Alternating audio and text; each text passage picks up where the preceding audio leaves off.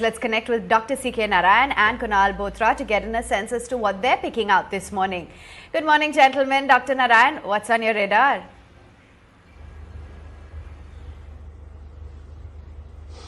Good morning, Avan. Good morning, everybody. I think yesterday the market disappointed the bulls with a push to the downside. So, the 5-day range which we had sought to break out of a couple of days ago, I think that attempt has, ended in a knot, so to speak. So, the bulls have to now, mount their challenges all over again. And SGX has been trading slightly positive, but that's not very much because it's pretty mild.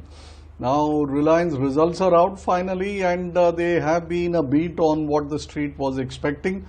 But it's now up to the bulls to see whether they want to carry on matters even higher, because Reliance, as we have discussed many times, has been the main contributory to the Nifty rising.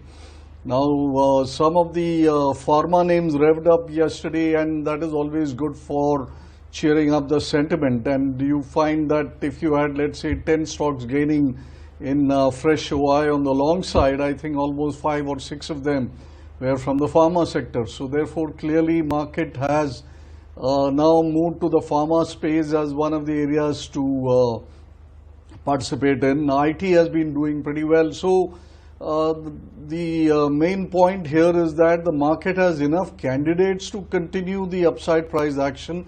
But of course, it needs a big hitter like Reliance to perform. Anything below, I think the main support zone for Reliance is still around 2,000 rupees. So that stock is not going to become bearish in a hurry. But we need to watch what it does today for some, some kind of pointing. And therefore, for today, I have a mixed bag of recommendation. First up, SBI Life, which was in great form yesterday, pushing above 900 levels, finishing in grand style. I think the call shorts at 900 levels are likely to get pressured now because prices have gone above.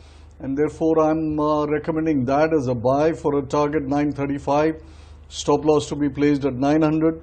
And I want to match this up with a short in McDowell, where I think slight bearish signals are available, which if it gets built upon, then stock can fall to low of around 560. So initiate short with a stop at 585.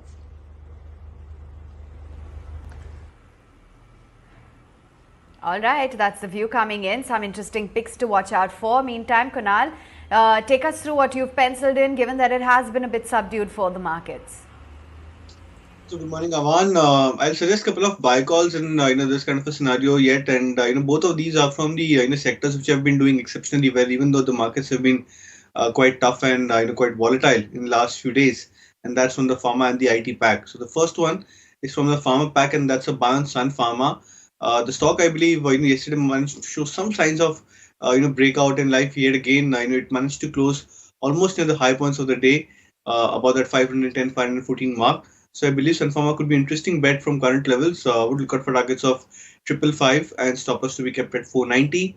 The second would be a buy on Wipro. Now again, interesting buy on the interesting chart on the short to mid time scale.